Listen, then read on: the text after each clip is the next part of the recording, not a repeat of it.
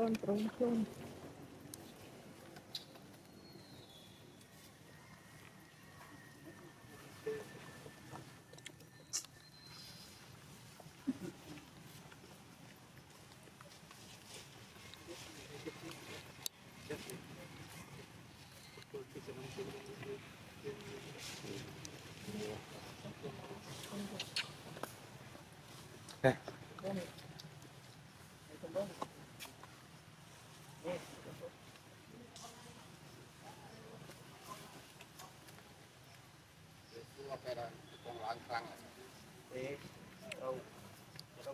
này dây mình biết dây mình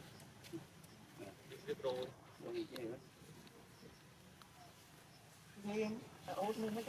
trong bài ta tới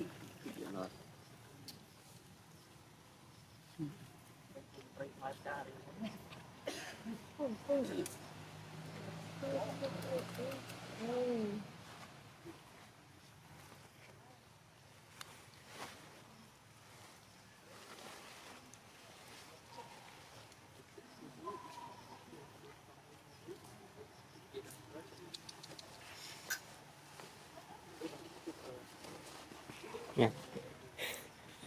cái từ từ thì cái mà tình cắt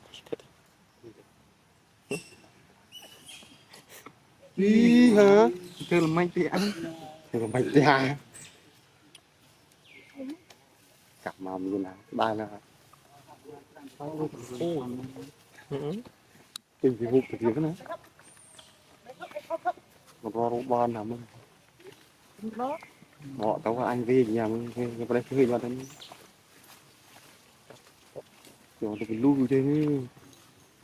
chút tí ra khơi cho cái mấy cái này chưa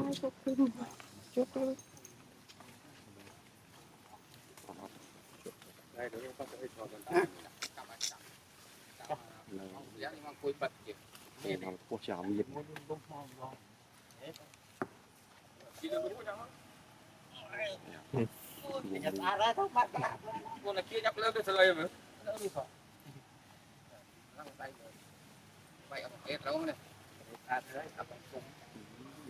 đặt thật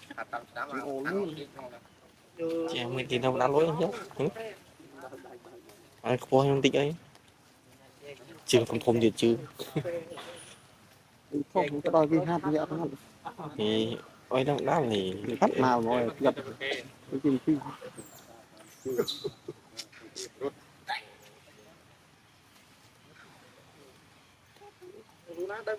mày tao bây giờ mày sẽ đi lượt tay